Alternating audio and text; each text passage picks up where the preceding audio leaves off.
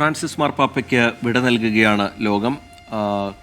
സംസ്കാര ചടങ്ങുകൾ അതിൻ്റെ അവസാന ഘട്ടത്തിലേക്ക് കടന്നിരിക്കുകയാണ്. കർദിനാൾ ജോവാനി ബാറ്റിസ്റ്റയുടെ മുഖ്യ കാർമ്മികത്വത്തിൽ സംസ്കാര ചടങ്ങുകൾ അതിൻ്റെ അവസാന ഘട്ടത്തിലേക്ക് കടന്നിരിക്കുകയാണ്.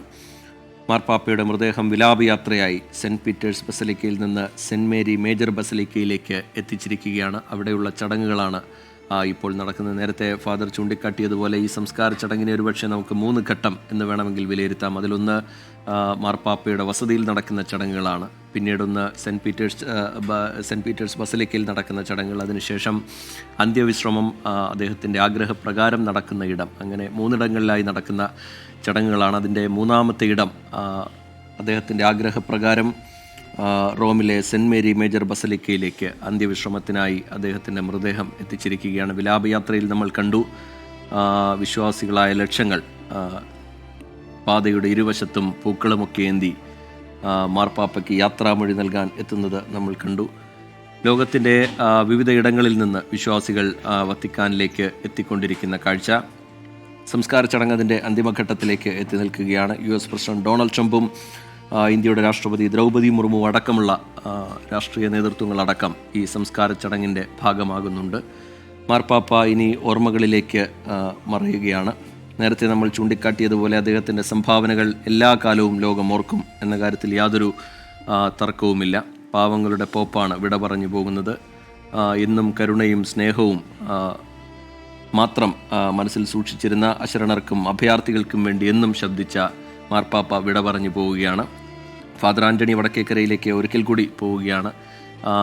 ഫാദർ, ഈ പുതിയ മാർപ്പാപ്പയുടെ തെരഞ്ഞെടുപ്പുമായി ബന്ധപ്പെട്ട് പ്രേക്ഷകർക്ക് അറിയാൻ ഒരുപാട് കൗതുകമുണ്ടാകും. മാർപ്പാപ്പയുടെ തെരഞ്ഞെടുപ്പ് പ്രക്രിയ തുടങ്ങുന്നത് college of കാർഡിനൽസിൻ്റെ Dean കർദിനാൾമാരുടെ conclave വിളിച്ചുകൂട്ടുന്നതോടുകൂടിയാണ്.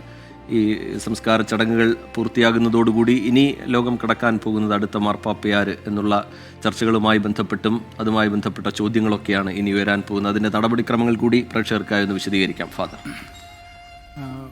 Francis മാർപ്പാപ്പയോളം മാധ്യമങ്ങളിൽ നിറഞ്ഞു നിന്ന ഒരു വ്യക്തിത്വം കഴിഞ്ഞ കുറേ വർഷങ്ങളായി, ഒരു ദശാബ്ദമായി മറ്റൊരാൾ ഉണ്ട് എന്നെനിക്ക് തോന്നുന്നില്ല.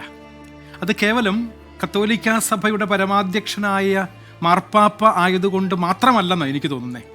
മാർപ്പാപ്പ പറഞ്ഞ കാര്യങ്ങളും മാത്രമല്ല, മറിച്ച് മാർപ്പാപ്പയുടെ വാക്കുകളോടൊപ്പം തന്നെ അദ്ദേഹത്തിൻ്റെ ഓരോ ചലനം പോലും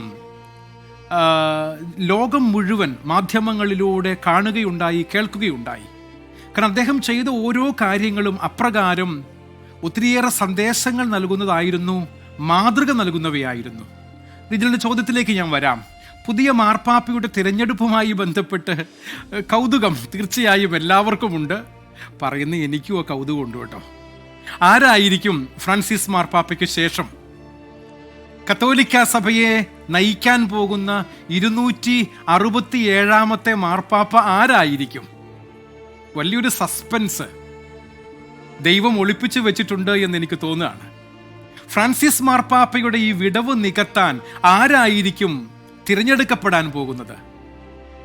മാർപ്പാപ്പയ്ക്ക് വേണ്ടിയുള്ള തിരഞ്ഞെടുപ്പ് പ്രക്രിയ തുടങ്ങുന്നത് കോളേജ് ഓഫ് കാർഡിനൽസിന്റെ ഡീൻ കർദിനാളന്മാരുടെ കോൺക്ലേവ് വിളിച്ചുകൂട്ടുന്നതോടെയാണ്. കോൺക്ലേവ് എന്ന വാക്കാണ് ഞാൻ ഉപയോഗിച്ചിരിക്കുന്നത്. കർദിനാളന്മാര് മാർപ്പാപ്പയെ തിരഞ്ഞെടുക്കാനായി കൂടുന്ന കമ്മിറ്റിയെ, മീറ്റിങ്ങിനെ വിളിക്കുന്ന പേരാണ് കോൺക്ലേവ് എന്നത്.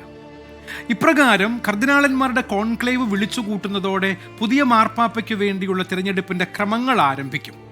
അത് ഞാൻ മുൻപ് സൂചിപ്പിച്ചതുപോലെ ഫ്രാൻസിസ് മാർപ്പാപ്പയുടെ സംസ്കാര ശുശ്രൂഷകൾ അവസാനിച്ചതോടുകൂടെ നാളെ രാവിലെ വെളുപ്പാൻ കാലത്തു തന്നെ കർദിനാളന്മാരെല്ലാവരും, ഞാൻ ഓർമ്മപ്പെടുത്തുന്നു, 252 കർദിനാളന്മാരാണ് ഇപ്പോൾ കത്തോലിക്ക സഭയിലുള്ളത്.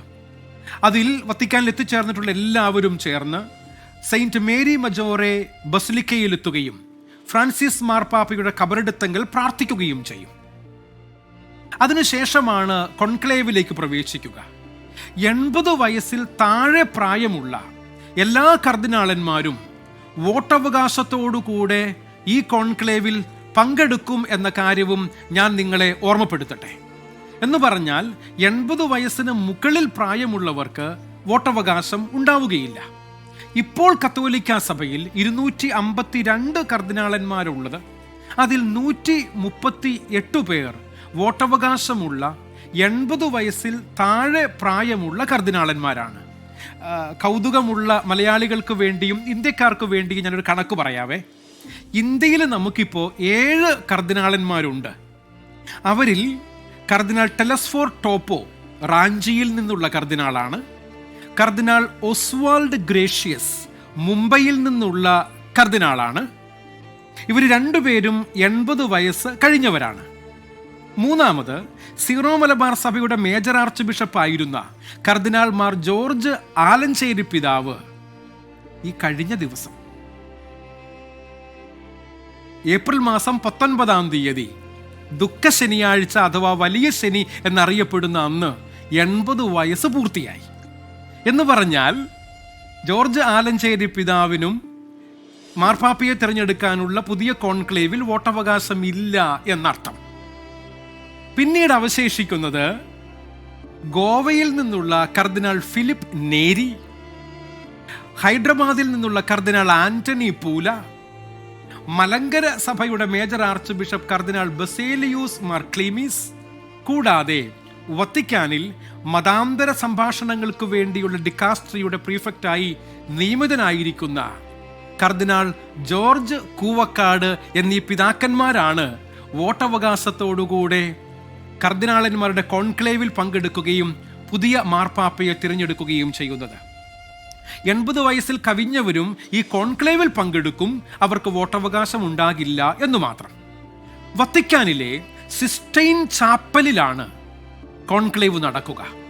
ഒരു കാര്യം ഞാൻ പ്രത്യേകം കൂട്ടിച്ചേർക്കട്ടെ, സ്ഥാനാർത്ഥികളോ പ്രചാരണമോ ഇല്ലാത്ത തിരഞ്ഞെടുപ്പാണ് മാർപ്പാപ്പയുടെ തിരഞ്ഞെടുപ്പ്. ഏറ്റവും വിശുദ്ധവും പൂർണ്ണമായും രഹസ്യാത്മകവുമായ ഒരു സമ്മേളനമാണ് മാർപ്പാപ്പയുടെ തിരഞ്ഞെടുപ്പ് എന്ന് പറയുന്നത്.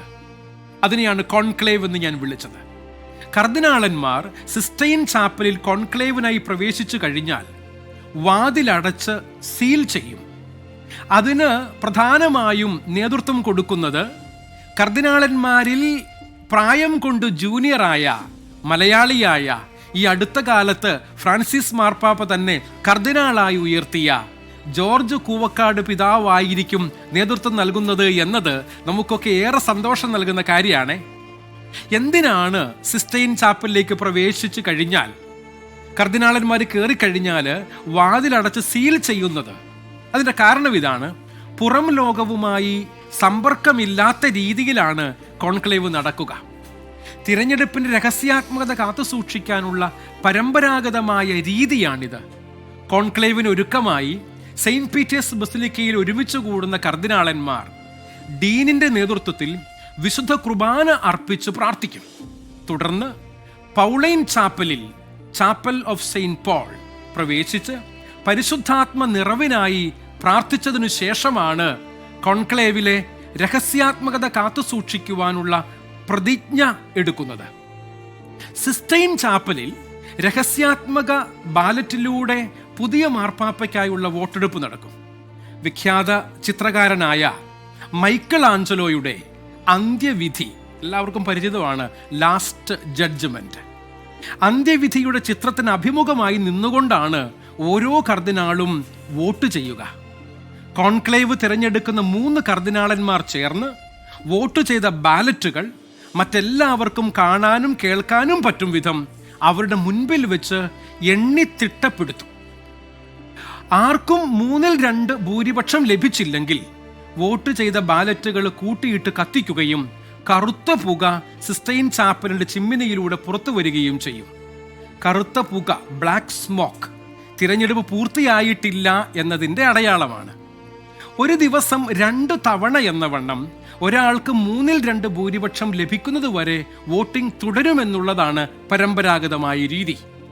2/3 ഭൂരിപക്ഷം ലഭിക്കുന്ന ആളിനോട് തിരഞ്ഞെടുപ്പ് അംഗീകരിക്കുന്നു എന്ന് കാർഡിനൽസിന്റെ കോളേജിന്റെ ഡീൻ ആരായും സമ്മതം അറിയിച്ചു കഴിഞ്ഞാൽ വോട്ട് ചെയ്ത ബാലറ്റുകൾ കൂട്ടിയിട്ട് കത്തിക്കുകയും സിസ്റ്റൈൻ ചാപ്പലിന്റെ ചിമ്മിനിയിലൂടെ വെളുത്ത പുക, വൈറ്റ് സ്മോക്ക് പുറത്തു വരികയും ചെയ്യും.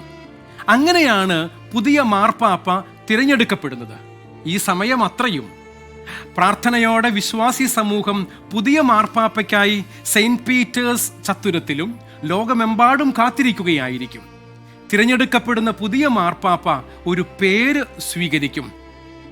ജോർജ് ബെർഗോളിയോ ഫ്രാൻസിസ് ആയതുപോലെ വെളുത്ത പുക, വൈറ്റ് സ്മോക്ക് പുറത്തു വന്നാലുടനെ സെയിന്റ് പീറ്റേഴ്സ് ബസിലിക്കയുടെ ബാൽക്കണിയിൽ എത്തുന്ന ഡീൻ ഹബേമൂസ് പാപ്പാം എന്ന പ്രഖ്യാപനം നടത്തും. ഹബേമൂസ് പാപ്പാം എന്നാൽ നമുക്കൊരു മാർപ്പാപ്പയെ ലഭിച്ചിരിക്കുന്നു എന്നാണ് അർത്ഥം. തുടർന്ന് പുതിയ മാർപ്പാപ്പ സ്ഥാനവസ്ത്രങ്ങൾ അണിഞ്ഞ് ബാൽക്കണിയിലെത്തും. ഹബേമൂസ് പാപ്പാം വിളികളോടെ വിശ്വാസികളും ലോകവും പുതിയ മാർപ്പാപ്പയെ സ്വീകരിക്കും. മാർപ്പാപ്പ വിശ്വാസികൾക്കും ലോകത്തിനുമായി പരിചയപ്പെടുത്തിയ ശേഷം അദ്ദേഹം തൻ്റെ ശ്ലൈഹികമായ ആശീർവാദം നൽകുന്നതോടുകൂടെ പുതിയ മാർപ്പാപ്പ ഫ്രാൻസിസ് മാർപ്പാപ്പയ്ക്ക് ശേഷം കത്തോലിക്ക സഭയെ നയിക്കാൻ 267 മാർപ്പാപ്പയായി നമുക്കൊരു പുതിയ മാർപ്പാപ്പയെ ലഭിക്കാൻ പ്രാർത്ഥനയോടെ വിശ്വാസി സമൂഹം കാത്തിരിക്കുകയാണ്. ലോകം കാത്തിരിക്കുകയാണ്. പ്രത്യാശയോടെ കാത്തിരിക്കാം, പ്രാർത്ഥനയോടെ കാത്തിരിക്കാം. ഫ്രാൻസിസ് മാർപ്പാപ്പയുടെ കാലം അവസാനിച്ചു എന്നല്ല. പി ജെയിംസ് വത്തിക്കാനിൽ നിന്നും പറഞ്ഞതുപോലെ ഉച്ചസ്ഥായിയിൽ സൂര്യൻ ഇങ്ങനെ കത്തി നിൽക്കുന്നത് പോലെ ഫ്രാൻസിസ് മാർപ്പാപ്പ നമ്മുടെ എല്ലാം ഓർമ്മകളിലുണ്ടാകും. അദ്ദേഹം ബാക്കി വെച്ച നന്മകൾ തുടർന്നു കൊണ്ടുപോകാൻ നമുക്കൊരു പുതിയ മാർപ്പാപ്പയെ വേണം. അതിനായി കാത്തിരിക്കാം എന്ന ആഗ്രഹത്തോടും പ്രാർത്ഥനയോടും ആശംസയോടും കൂടെ നമുക്ക് ദൈവ തിരുസന്നിധിയിൽ ഫ്രാൻസിസ് മാർപ്പാപ്പയെ സമർപ്പിക്കാം. എല്ലാവരോടും ചേർന്ന് 24 ന്യൂസ് ചാനലിലെ എല്ലാ പ്രേക്ഷകരോടും ചേർന്ന് ഫ്രാൻസിസ് മാർപ്പാപ്പയ്ക്ക് വിട നൽകുന്നു. എല്ലാവർക്കും വലിയ അനുഗ്രഹങ്ങൾ ഉണ്ടാകട്ടെ.